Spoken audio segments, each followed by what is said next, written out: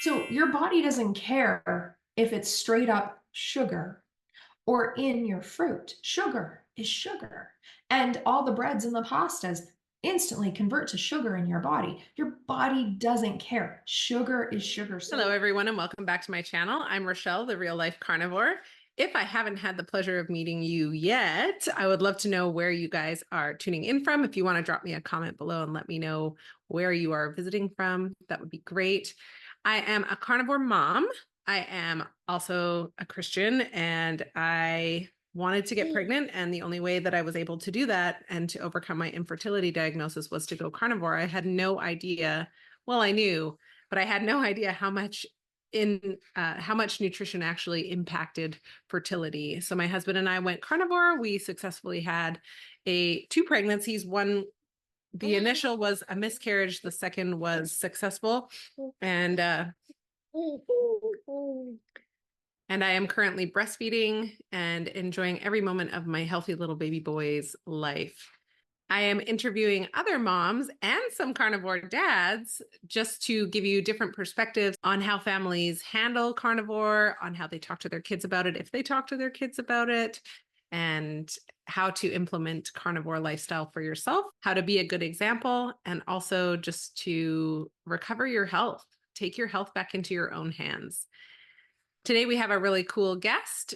I'm really excited to introduce her, so let's dive on in. Okay, without further ado, I have with me today my beautiful friend and sister in Christ, Keri. She is a carnivore Christian mom and wife, and we're going to have a wonderful conversation, and I can't wait for you guys to feast on this conversation. Keri is just such a cool woman, and I'm so excited for her to share her story. So please join me in welcoming Keri. Hi, Keri. How are you doing today? hi, I'm fantastic. How about you? I'm great. Thank you. Thank you so much for wanting to be my guest today. I'm really excited for you to share your story. And I would love if you would start. How did you go carnivore? What prompted you to go carnivore? Oh, well, so much. To understand, you need to know a little bit of a back history. I had a history as a little kid of always being overweight, and my mom was concerned. Took me with her to Weight Watchers in first grade, and it continued onwards from there. So I had this history of always thinking I needed to diet, always thinking there was something wrong with my body. And so eventually, when I was in my 20s, after some college, I ended up working for Weight Watchers and started to notice the dysfunction, started to see what was going on with the people. And I just was like, this isn't good. This is, but nobody talked about it. And eventually I just got to a point where, I was tired of having to weigh in to keep my job. And I thought, this isn't right. And so I kind of went and just started doing my own thing for a little bit of time and just trying to figure out what to do to keep myself healthy. And throughout that journey, I started to develop some horrible stomach issues and joint pain. And I had asthma and it was getting progressively worse. And really, having the asthma situation going on, that's really what propelled me into carnivore. Because what happened is, I had such severe asthma that my doctor one day said to me, look, you're on the max dose of anything I can really give you. And if you start to have issues with your asthma, you need to get to the hospital so that we can intubate you. And I thought, that's very, very extreme. And I thought, I've got to do something. I've got to find something. So I started doing my own research and seeing what other countries do because I was just kind of fed up. And I noticed that many countries treat asthma with fasting. So first off, I started with some fasting and I got great results with my asthma through the fasting. And then I thought, well, now what do I do? Obviously, I need to figure out what to do with my eating. And I knew throughout my little journey after the whole Weight Watcher situation, I knew that eating less carbs was a big thing for me because I had tried Atkins initially. That's where I kind of started into that and I started to feel much better. Some severe depression that I had went completely away with that. And so I knew like this was a thing. And I also just felt great and was losing weight. And then from there, it progressed into keto. But carnivore then happened on this journey as I started to think about really more what I could do with this asthma because it was improving with low carb, but I needed something more. I wasn't completely where I needed to be. Now, I had skimmed over carnivore information previously and thought these people are crazy, and just kind of wrote it off as some sort of a fad, right? Um, but I ended up seeing some information that was catching my eye, and I thought, my extreme health situation needs an extreme answer. And I thought, I'm to the point where I'm willing to do anything. And so I thought, well, what's it hurt? I will give it a try. I will maybe just try carnivore for a month. And after 1 week of carnivore, I was feeling pretty good. And, aside from the usual stomach uh, challenges that sometimes are present as you adjust into carnivore, as my body was getting used to that, which for me, it wasn't too extreme since I had already been low carb and keto. um, Stepping into carnivore wasn't as bad, but it was definitely a challenge to get over some of the cravings. However, my motivation was strong because I wanted to be able to breathe. But I also started to notice that the joint pain that I had that was making it almost impossible for me to go up and down my own stairs, which I had thought maybe it was because I was overweight and my joints just couldn't take that anymore. Here it went away. And that's all within a week of doing carnivore. Some severe stomach issues I had. I thought at one point that I was actually in big trouble. I thought, my doctor had considered testing me for irritable bowel because I was having some pretty extreme symptoms. And I thought I was doing a good job because I was eating salads. And, what I thought, what am I doing wrong? So once all of the vegetables, all the plant foods were out of my life, aside from coffee, my stomach was totally fine. And I no longer had to worry about where a bathroom was everywhere I went. And so that was a very amazing experience. Also, my mood improved drastically. And just having sustainable energy throughout the day. That was just amazing. Um, the food addiction piece, I didn't even expect to have any sort of results with that. I wasn't even thinking about that, but there was such a calmness that I had when I first started carnivore that I didn't even realize I wasn't really caring about those other foods. Sure, I had some cravings pop up initially, but again, I was so focused on just the fact I could breathe and my joints didn't hurt and my stomach was doing well and my mood was great, that it didn't impact me too much. And I just couldn't get over the fact that I was no longer struggling with any sort of need to binge. I was no longer going off the deep end with my thoughts in terms of, ooh, what can I eat next? Because that was always a thing. And also, let's face it, a diet like Weight Watchers really makes you obsess over your food and how many points something is and how you can get the most bang for your buck. And I no longer had that. I mean, I just knew what I could eat and that was it. And the idea of it being restrictive, initially I thought, boy, this is going to be a hard thing, but it really wasn't after I adjusted into it. And again, the benefits outweighed anything that I was initially feeling. Okay, this is amazing. I love that you touched on so many different things here. And I just want to circle back to this because I want to ask you this question, Keri. You talked about Weight Watchers, you talked about all the fad diets, thinking even having the thoughts that maybe carnivore is a fad diet. Do you think that carnivore is a fad diet, or do you think it's a part of diet culture, or what? How would you describe carnivore to someone? I truly think that it is the proper human diet, as Dr. Ken Berry likes to say. And I say that why? Because first off, it is sustainable. It is sustainable.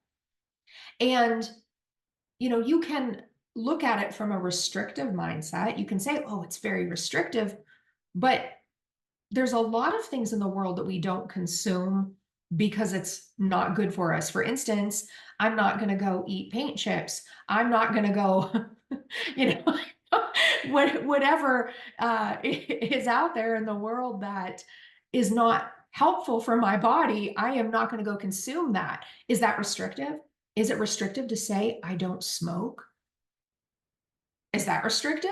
I mean, you have to really ask yourself a question. And I'm not saying that carnivore is going to be the right way for everybody. Maybe you get the best results with just being keto.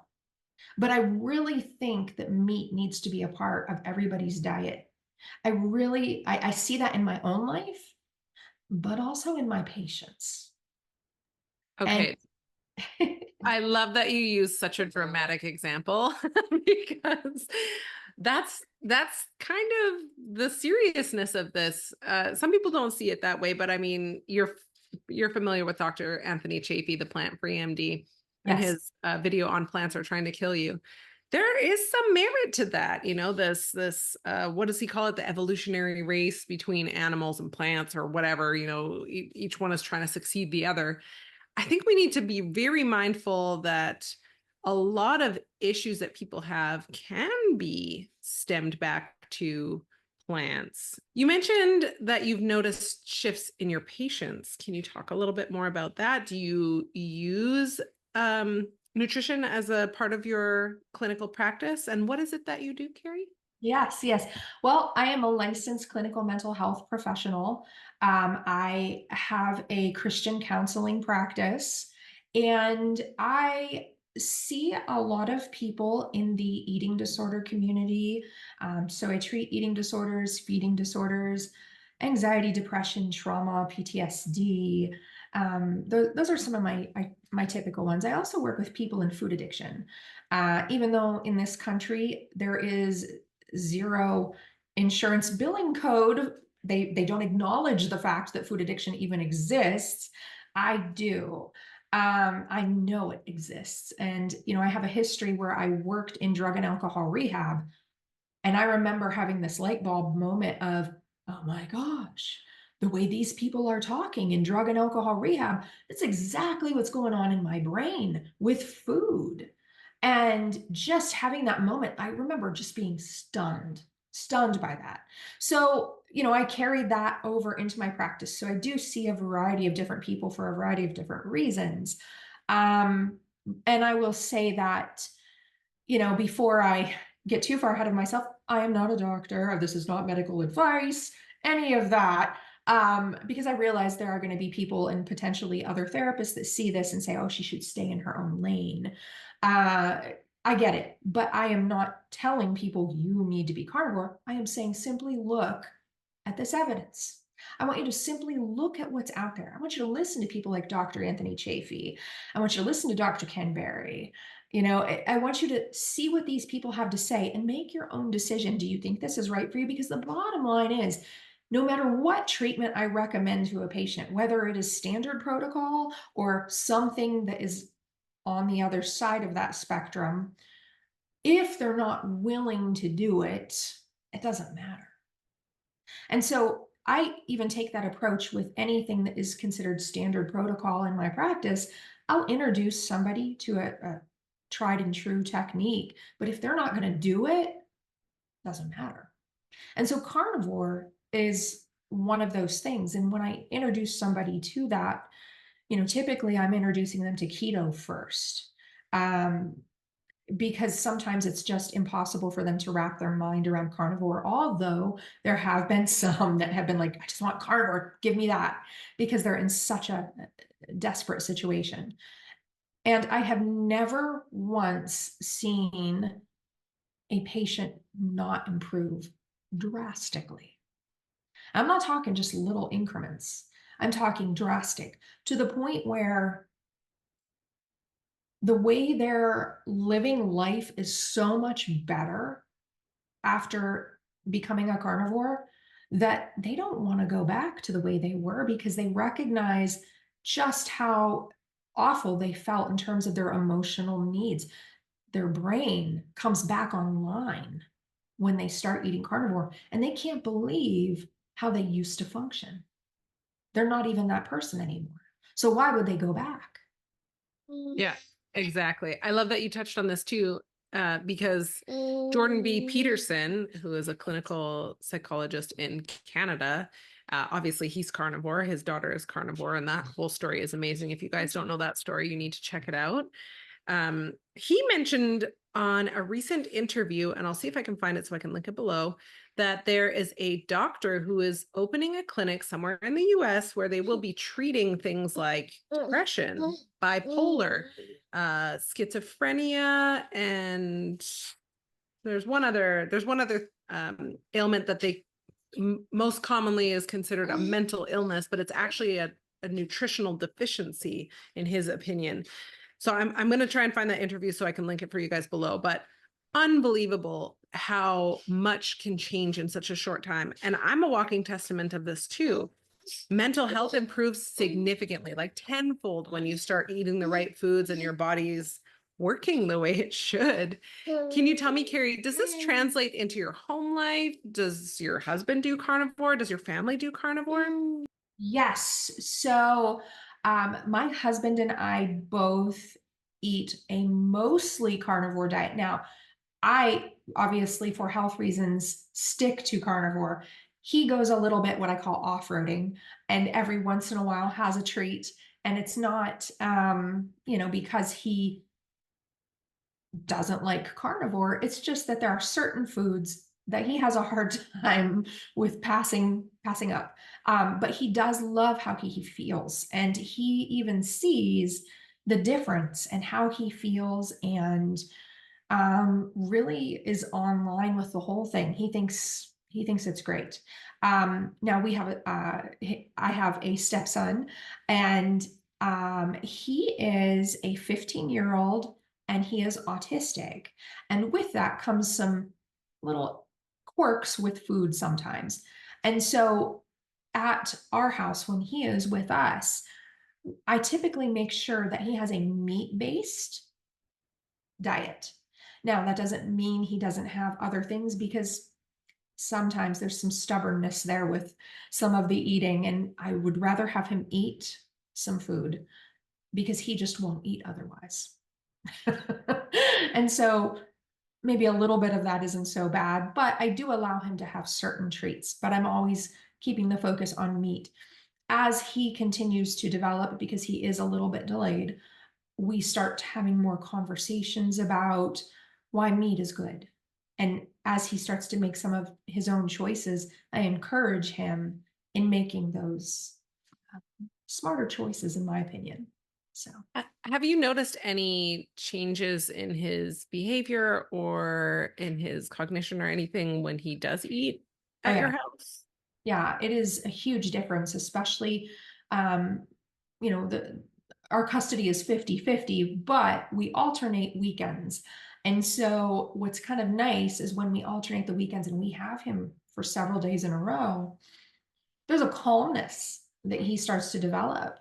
Um, Obviously, when we just see him one night, that's not going to give us the impact. But over the weekends, it is amazing how he just gradually starts to become much more calm. It's evident to me that he has a lot of anxiety, and when he starts to eat a little bit better, he does so much better. And I really am amazed to see that. And he even wants to become much more talkative. Yeah, it's really nice. So That's really beautiful. And I also think that that's very encouraging. I do know a lot of people who have children who are on the spectrum. And I always encourage people to do your research. Even keto is significantly uh, better. And I'm not trying to say that how you're feeding your children is wrong. I'm not saying that at all. But I'm suggesting that you look into it, do your research on it. Keto is the only diet I think that is actually well studied. And they have shown that children who are placed on a ketogenic diet can resolve things like autism and can resolve things like epilepsy. I wonder why, because the body is in a mild to moderate state of ketosis, and the brain will always prefer ketones to glucose.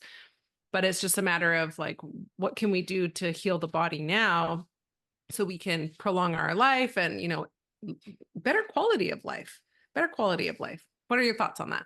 Yeah, I absolutely agree. And I think too, with kids, especially, something that I do is that certain treats he likes. For instance, he used to like to eat just regular standard granola bars.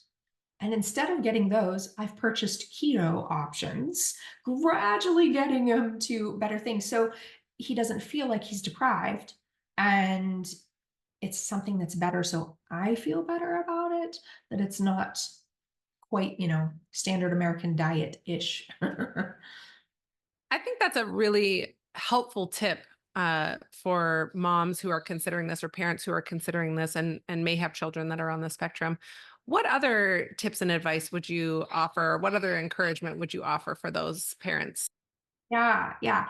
I think a gradual change is nice. And I think sometimes encouraging your kids to participate in picking out treats that are keto and, say, hey, look at this whole section of keto foods. What looks good to you? Go ahead and pick out a couple of things. If they feel like they are making the decision, sometimes that helps too. Because I know I've used that myself before and that seemed to go well. Um, Also, sometimes when I bake, because there's certain things that he likes, he loves cookies. But instead of baking the original version of it, I make the keto version of it for him. And so I know it's a little better for him. We're not, it isn't my goal to make him a carnivore, but it is my goal to just help him to try to not have quite the same amount of sugar in his life and to not have all these grains, give him a fighting chance. Yes, yes, I agree. And I will be as bold as to say I think sugar should be uh, labeled as a drug because to me, and you talked about this a little bit at the start of our interview, sugar is a drug. It is highly, highly addictive. Even those studies on rats, as sad as they are in controlled lab tests, rats prefer sugar to heroin. And I mean, that says something pretty significant to me. So can we talk a little bit more about like the food addiction side of things? So it's great that you bring up that study because when I worked in drug and alcohol rehab, one of the most common things when somebody was quitting their drug of choice was to replace it with sugar.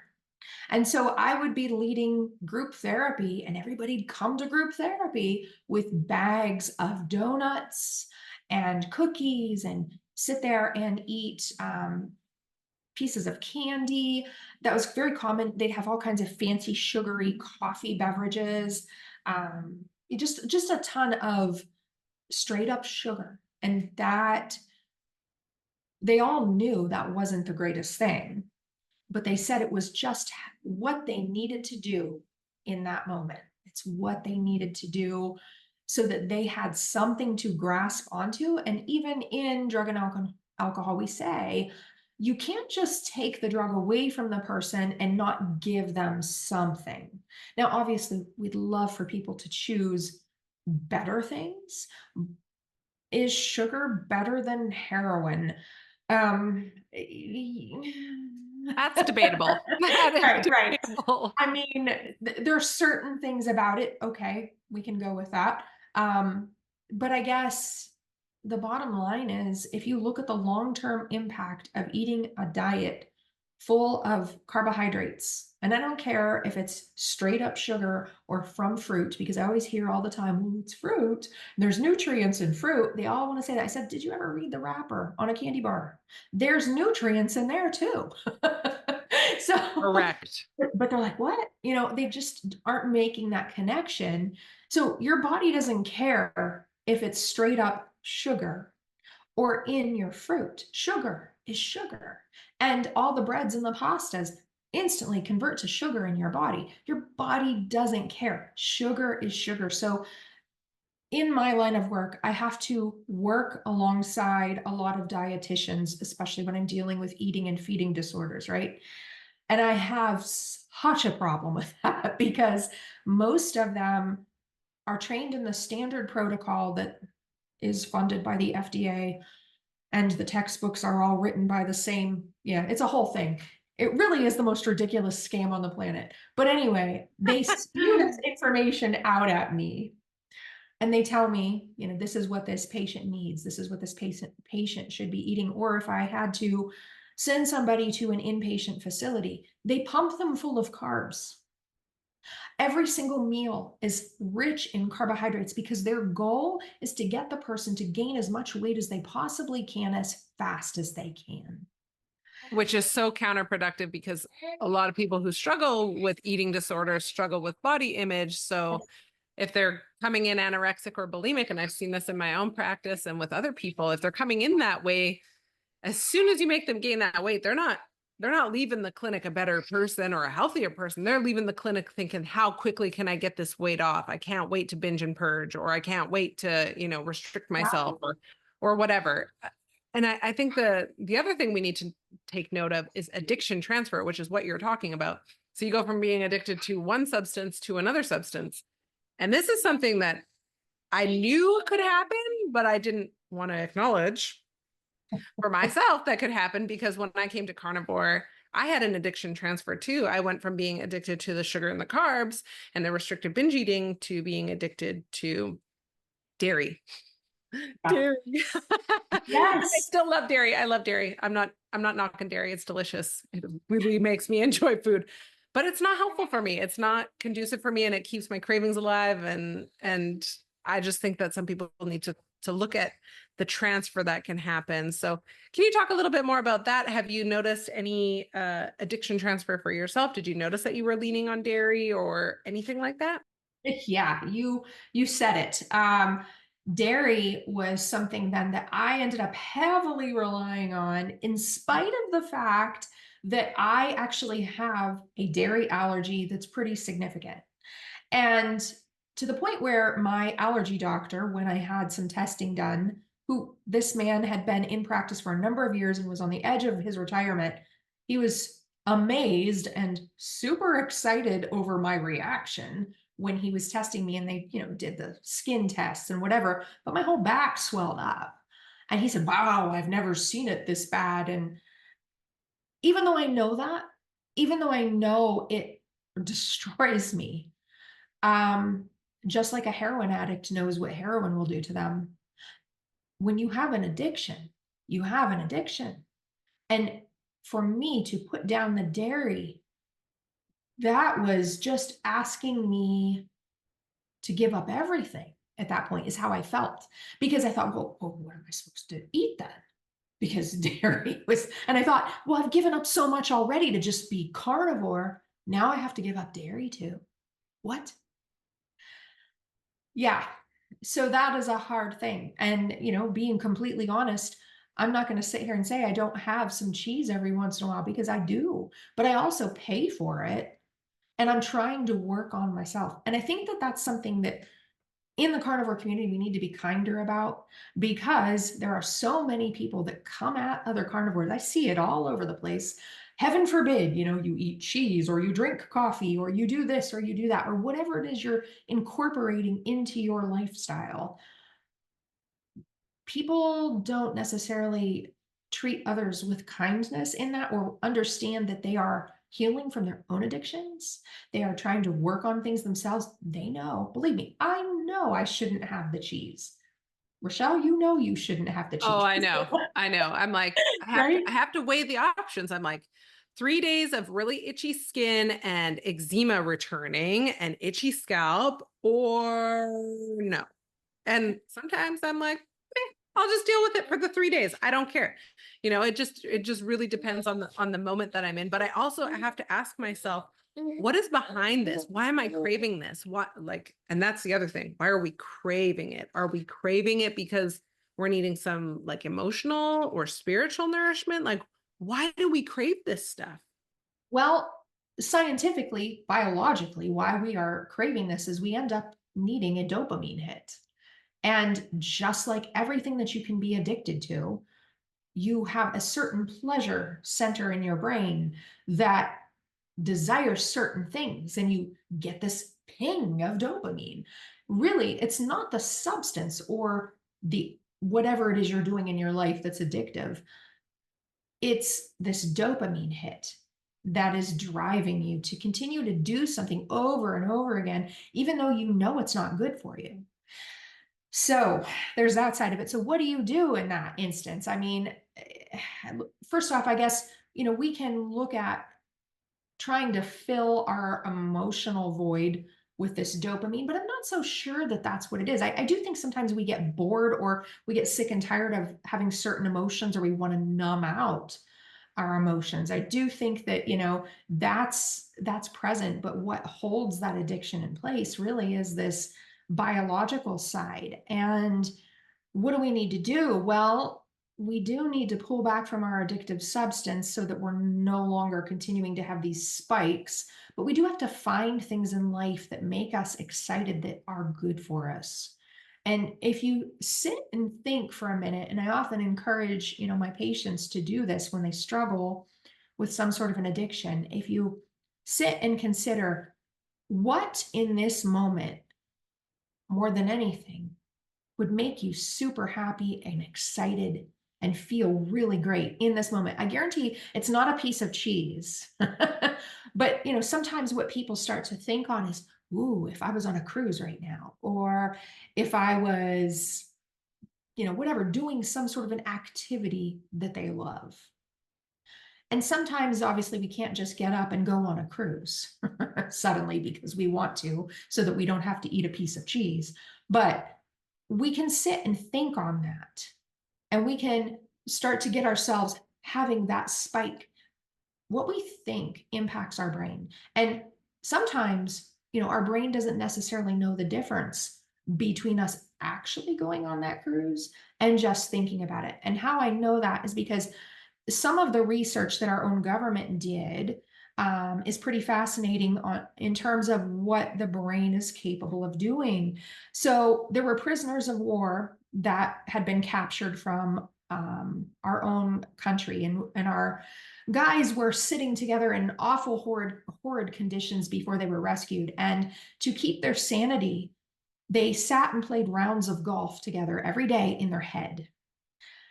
And all of them, they just loved golf, and they would sit there and imagine the green, and they would picture the weather, and they would picture pulling back the club, and they would talk through it. And every day they just kept playing rounds of golf, right? So after they were finally rescued, these gentlemen decided to get together and play actual golf, and every single one of them had improved their scores drastically, to the point where they said, whoa, there's something to this mental rehearsal. And the government went ahead and studied it further. And now we understand and recognize that what we think in our mind or practice in our head or what we do actually triggers the same muscles. So the Olympics, for instance, the athletes, instead of having overuse injuries, will run their event in their head, for instance. And the muscles will trigger the same and have the same exact response as if they were actually doing that particular event. And so we can do that with anything. So you can actually sit and close your eyes and imagine you're on a cruise, if that's the thing you need. And you picture walking through the cruise and all the things you're going to do on the cruise and the sounds and all of that. And your body responds as though it was there. And so I use that a lot in conjunction with a therapeutic technique called heart math. And it's about connecting the heart and the brain into a state of coherence, but also utilizing this type of thought where you go somewhere in your mind that you love, that feels good to you, like a cruise. Okay. While doing certain relaxation techniques. And it changes things for people. But the problem is, it won't work unless you practice it. So Oh, there's, it's easier to reach for the piece of cheese than it is to go through a technique or an exercise or journal or whatever it is that you need to do to process. And that's where we get tripped up. right. Right. I think that that's a really important distinction as well.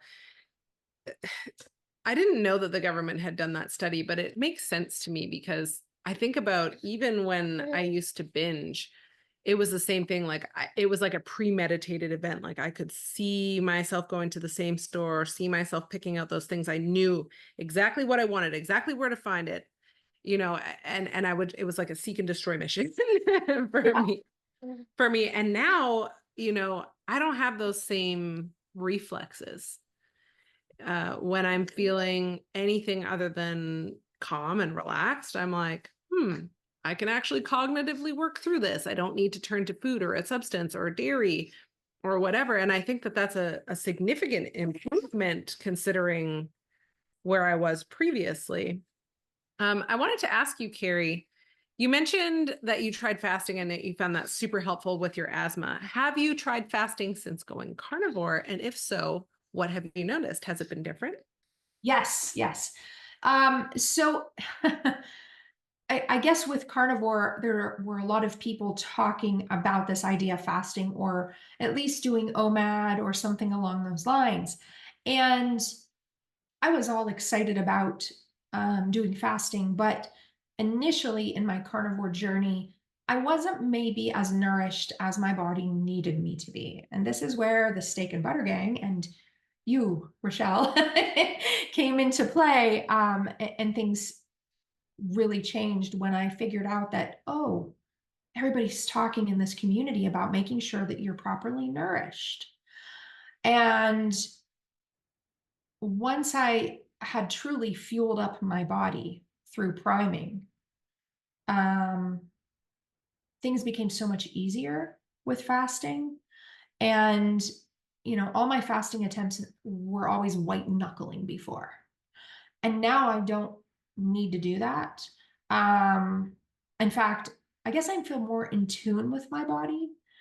And I never sit down and say, okay, I'm gonna fast for 4 days, for instance.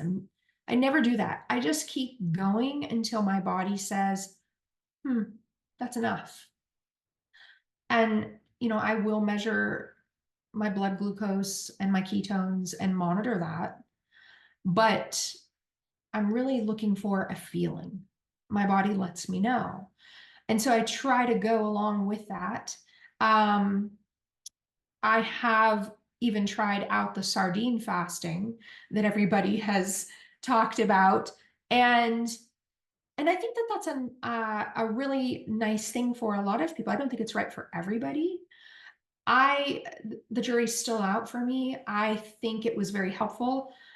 Um, but we'll see because I'm going to try to incorporate that a little bit more into my diet and we'll see what results I get from there. I think it's nice if you struggle with fasting, but also if you struggle with fasting, then I question whether or not you're properly nourished anyway. And so, I think you need to really look at that sort of thing. I think those are all great points. And I want to touch on this sardine fast thing because, wow, if there was a fad, I would think that fat fasting, egg fasting, sardine fasting, all of these fasting options are very unique. And they're a good indicator, like you said, of if you're nourished or not, and if you're actually hungry or not. So, for someone who doesn't eat fish, aside from those who are allergic, like myself, when you look at sardines, it's probably not the thing you're going to want to eat. Like if you're truly, truly hungry, sincerely hungry, you're going to down that can of sardines like it's nobody's business. But if you're not actually hungry, you're going to be like, ugh, this is my only option. Maybe I'll just fast for a little while longer. Did you have any sort of experience like that while you were doing the sardine fast? Yes, and that in fact is why I feel that there are benefits to the sardine fast because it truly helps you to know the difference between your hunger and whether or not maybe you're just bored or need something else because I struggled with that. Whereas with this sardine fast, I can tell you right now, I'm sitting here and just thinking of sardines. Oh, no, thank you. I don't want any, but I'm not hungry right now. I had a can of sardines earlier, all right? And I was ready for it, and it was great. It truly was. I felt very nourished after eating it. and I wanted it, but not right now. Like, honestly, just the thought that I ate them earlier kind of makes me a little sick. So it is a true test as to whether I'm hungry or not. And so my goal for me is to get myself to the point where I'm thinking like that without having to do the sardine fast, where I'm considering, am I hungry enough that I would actually eat a can of sardines right now? And that's going to be my marker as to whether I should eat my ribeye right now. Ooh, ooh, I like it. I like it. And I like where you're going with this because I think it's a much more healthy, if I can say that word, healthy approach. Because you're right, it does indicate whether or not you're nourished or not. A lot of us have done the white knuckle fasting. And if you don't know what white knuckle fasting is, that means that you are literally like clenching your fists and your butthole sometimes, trying to get through the fast, trying to drink as much water as you can, or have as much salt as you can, just anything to kind of like distract you from feeling hungry. And I would say that's a huge difference for me. I notice a huge difference with that as well. I will also note that carnivore, specifically carnivore, is a fasting mimicking diet. So it's almost like your body is fasting while you're eating carnivore. Now, I think it varies for some people. Some people have to eat really strict, like more lion type carnivore in order to see those benefits. Like I'm one of those people. Uh, but that's not necessarily true for everyone, but it is considered a fasting mimicking diet. So even if you're not interested in the benefits of fasting, you can still receive those benefits through carnivore, which I think is really cool. Mhm. Keri, I wanted to ask you as we draw to a close on our time together today, if someone was considering carnivore, if there was a young mom who was considering carnivore and wanted to talk to her family about it, what advice, what words of wisdom would you share with her or them? Oh, all right. Well, honestly, I think that the best approach and the easiest on your body is to initially start with carnivore or start with keto and pull yourself away from standard American diet, because it's such an overwhelming change for many people if they go straight from the standard American diet into carnivore. They can't wrap their head around that. Not that some people don't do that, and they do really well with it, but you need to know yourself. And I think that sometimes a gradual approach can be much more effective. And also, in terms of sharing with your family what you're doing, people will more readily accept keto because that's kind of a buzzword these days, and people know what it is, and the foods are in the store. Not that I'm a fan of the processed things, but that's a whole other. But I'm with being you. able to say, that, oh, I'm, doing a ketogenic diet and I'm eating, meats and vegetables, people can accept that. When you say, I'm a carnivore and I'm only eating animal products, instantly you're going to get the questions about cholesterol, heart disease, you're going to die. All of that will happen because that, Fiber. right, right, fiber. Oh How do my you poop gosh, on a carnivore diet? right? There's no problem with that. But it's kind of funny how people have been brainwashed into believing that the standard American diet is this gold. And if you knew how the standard American diet was formed, you would see another scam. But that's another story for another day. Gold or fool's gold. Right. For real. And so I think it's, until you're set and you're solid in your carnivore walk, having that conversation with people is just going to be very uncomfortable, and it might make you doubt yourself. I've seen that happen a lot with people. And I think that you have to get yourself to the point where you're like, no, look, I'm having such great results. I don't care what you say. I am feeling great. I am doing just fine. So when you get there, go for it. I have no problem telling people, yeah, this is what I do. No, I'm not going to die of a heart attack. I'm perfectly fine. So, Yes. And I love those testimonies where people have said to me, even in just a few years ago, they're like, "Oh, you're gonna die of a heart attack, or you're not gonna be able to poop for like a month." And I'm like, "I'm happy to tell you, I still poop daily, and I haven't dropped out of this heart attack." right. I mean, maybe that's the Lord's grace. I don't know, but Yeah. still, I Yeah. feel amazing. My cholesterol numbers improved. I no longer oscillate between diarrhea and constipation, which is very nice. How Like about you, that? I don't have to be constantly knowing where the next bathroom is. My allergies have improved. My cognition is improved, my bloat is gone. Like there are just so many benefits. And I think people are just honestly scared to try something because it goes against the narrative. Do And you I agree? also, oh yeah, and I also think that people are afraid that this is so extreme that they're automatically going to fail, that they're setting themselves up for fail. It's going to be short term.